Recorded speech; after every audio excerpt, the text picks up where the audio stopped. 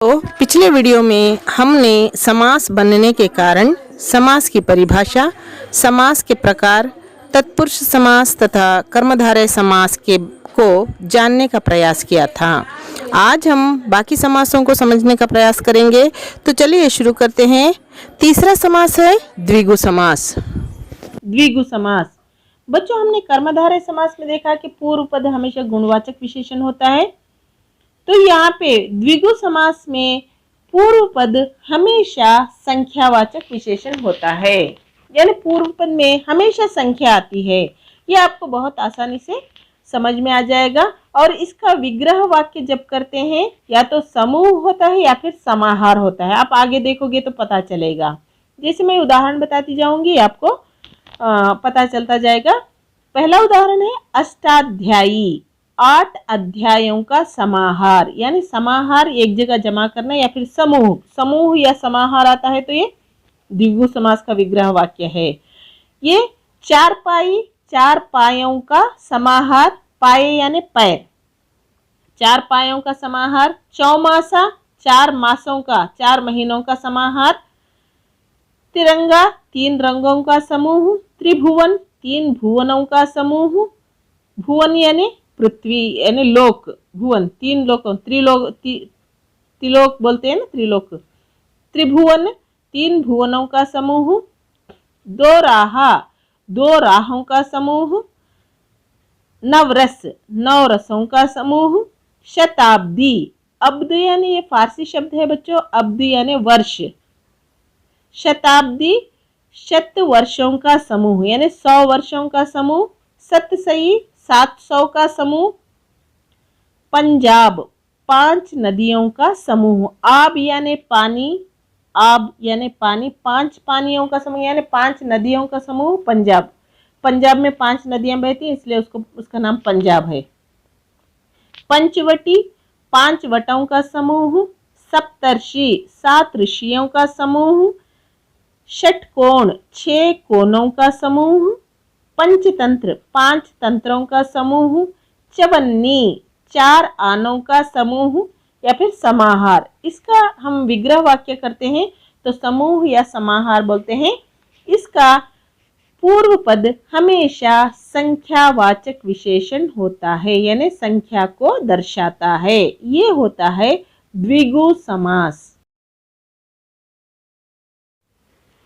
अगला समास है द्वंद्व समास। बच्चों, द्वंद्व समास बहुत ही इजी वाला समास है, आपको बहुत ही आसानी से समझ में आ जाएगा। द्वंद्व यानी बराबरी। द्वंद्व युद्ध आपने देखा होगा, भीम और राक्षस में भी आपने देखा होगा। या फिर द्वंद्व युद्ध आप रेसलिंग देखते हो। रेसलिंग में क्या होता है, किसी को देखा है कि एक बहुत दुबला पतला आदमी होगा, एक बहुत ही भारी भरकम आदमी होगा? नहीं ना। तो दोनों बराबर वालों में द्वंद्व युद्ध होता है। तो यहाँ पे कोई कम या कोई ज्यादा नहीं होता। तो द्वंद्व समास में भी सेम स्थिति होती है। यहाँ पे पूर्व पद और उत्तर पद दोनों की प्रधानता होती है, दोनों की प्रधानता समान होती है, कोई किसी से कम नहीं होता। यहाँ पे द्वंद्व समास हम ये देखते हैं कि अक्सर ये या तो युग्म शब्द होते हैं, जोड़ी पदा जिसे कहते हैं कन्नड़ में, या फिर अपोजिट वर्ड्स होते हैं, या फिर एक ही अर्थ देने वाले शब्द होते हैं।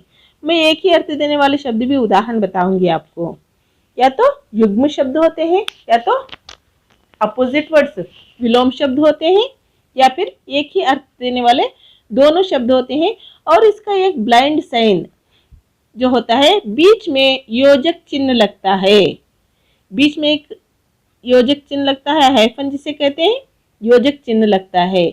और इसको जब हम विग्रह करते हैं यानी विग्रह बनाते हैं, विग्रह वाक्य बनाते हैं, तो दोनों शब्दों के बीच में या और वा जैसे शब्द लगते हैं। मैं एक एक करके उदाहरण बताती जाऊंगी जिससे आपको समझना आसान होगा। जैसे अन्न जल, अन्न और जल।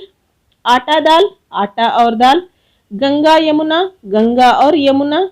भाई बहन, भाई और बहन। जन्म मरण, जन्म और मरण। जलवायु, जल और वायु। नर नारी, नर व नारी या नरी और नारी। माता पिता, माता और पिता, लव कुश, लव और कुश, भूख प्यास, भूख और प्यास, सुबह सवेरे, सुबह और सवेरे। देखिए एक ही शब्द है सुबह और सवेरे, ये भी द्वंद्व समास है, दोनों की प्रधानता एक जैसी। होश हवास, होश के मतलब, होश का मतलब भी होश है, हवास का मतलब भी होश है, तो होश और हवास। रात दिन, रात और दिन, सुख दुख, सुख व दुख या फिर सुख और दुख, ये सारे द्वंद्व समास के उदाहरण हैं। बच्चों आपको लगता होगा कि एक ही अर्थ वाले दो शब्द एक साथ कैसे आते हैं। जब हम किसी चीज़ पर ज़्यादा जोर देना चाहते हैं या फिर ज़्यादा उसको इंसिस्ट करके कहना चाहते हैं तो एक ही शब्द दो दो अलग अलग तरह से यूज़ करते हैं। वैसे ही ये सुबह सवेरे, होश हवास, सुबह सवेरे उठ जाता हूँ यानी सवेरे सवेरे उठ जाता हूँ, सुबह होश हवास खो बैठा यानी अपने होश खो बैठा, ऐसे। तो एक ही अर्थ देने वाले शब्द या फिर विलोम शब्द या फिर युग्म शब्द, जोड़ी पदा जिसको बोलते हैं, ये आते हैं द्वंद्व समास में। अगला समास है बहुब्रीहि समास। बच्चों हमने जितने भी समास देखे हैं वो सारे या तो पूर्व पद प्रधान था या तो उत्तर पद प्रधान था या फिर दोनों पद प्रधान थे। ये बहुब्रीहि समास उन सबसे थोड़ा डिफरेंट है, अलग है। यहाँ पे बहुब्रीहि समास में दोनों पद प्रधान नहीं होते, यहाँ पे दोनों पदों का कोई वैल्यू नहीं होता। लेकिन जब हम उस समस्त पद को सुनते हैं यानी समास बनने के बाद उस समस्त पद को सुनते हैं तो हमें किसी तीसरे ही व्यक्ति का या फिर तीसरी ही वस्तु का आभास होता है, हमें झट से पता चल जाता है कि ये किसके लिए कहा है, तो वो होता है बहुब्रीहि समास। ये मैक्सिमम हिंदुओं के देवी देवताओं के नाम या फिर पुराणों में आए हुए नाम या फिर पुराणों में आई हुई उपमाएं, ऐसी चीज़ें ही होती हैं जिससे हम झट से समझ जाते हैं कि ये बहुब्रीहि समास है। अब मैं इसके उदाहरण बताती जाऊंगी। जैसे एक दंत, एक है दंत जिसका, वो कौन है? गणेश। तो ये हो गया बहुब्रीहि समास। एक दंत हम कहते हैं, हम ये नहीं ढूंढेंगे कि देखो किसका दांत एक है, एक दांत किसका है उसको जाके हम नहीं ढूंढेंगे। एक दंत कहते हैं तो हमें फट से पता चल जाता है कि गणेश के लिए कहा है, तो ये होता है बहुब्रीहि समास। वैसे ही गजानन, गज जैसा मुख है जिसका, वो भी गणेश है, तो ये भी बहुब्रीहि समास। गोपाल, गौओं का पालक है जो कृष्ण, वो भी बहुब्रीहि समास है। वैसे ही चक्रधर, चक्र को धारण किया है जिसने, कृष्ण। वीणा पाणी, वीणा है पानी में जिसके, पानी यानी हाथ, किसके हाथ में वीणा है? वीणा सरस्वती के हाथ में होती है, तो वीणा पानी कहेंगे तो हम ये नहीं देखेंगे कि वीणा किसके हाथ में है, हम झट से समझ जाएंगे कि ये सरस्वती के लिए कहा जा रहा है, तो ये भी बहुब्रीहि समास है। चतुर्भुज, चार भुजाएं हैं जिसकी, विष्णु। चतुर्मुख, चार हैं मुख जिसके, ब्रह्मा। त्रिलोचन, तीन हैं आंखें जिसकी, शिव। निशाचर, रात में विचरण करने वाले हैं जो, यानी रात में घूमने वाले राक्षस, उनको निशाचर कहते हैं। दशानन, 10 हैं आनंद जिसके, रावण। लंकेश, लंका का ईश है जो, रावण। नीलकंठ, नीला है कंठ जिसका, शिव। श्वेतांबरी, श्वेत है वस्त्र जिसके, यानी सरस्वती। षणमुख, 6 है मुख जिसके, कार्तिकेय, गणेश का भाई। मक्खी चूस, अगर हम मक्खी चूस कहेंगे तो ये नहीं देखेंगे कि कौन मक्खी चूस रहा है, हम फट से समझ जाएंगे कंजूस के लिए कह रहे हैं। मक्खी को भी चूसा है जिसने, वो होगा कंजूस, वो भी बहुब्रीहि समास है।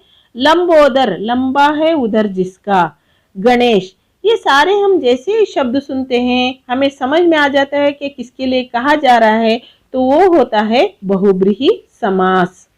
अब आखिरी और अंतिम समास हम देखेंगे जो अव्ययी भाव समास है। ये अव्ययी भाव समास में क्या होता है? इस समास का पहला पद अव्ययी होता है। अव्यय यानी कोई शब्द या शब्दांश होता है। उपसर्ग जिसे कहते हैं, प्रीफिक्स कहते हैं, कन्नड़ में उपसर्ग बोलते हैं, इंग्लिश में प्रीफिक्स बोलते हैं, हिंदी में भी उपसर्ग बोलते हैं।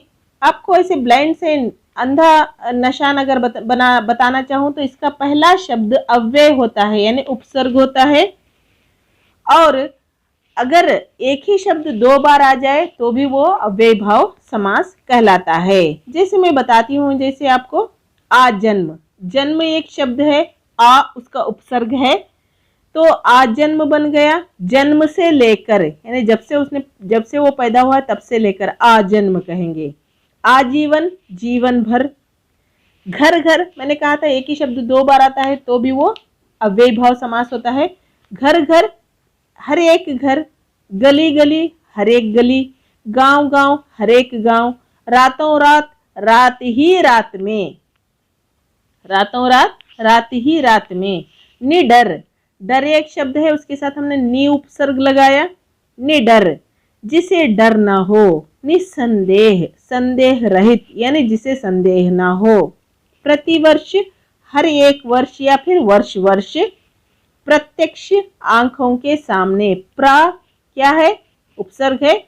अक्ष यानी आंखें, आंखों के सामने, प्रत्यक्ष। भरपेट, पेट भर के। यथास्थिति, स्थिति के अनुसार। यथाशक्ति, शक्ति के अनुसार।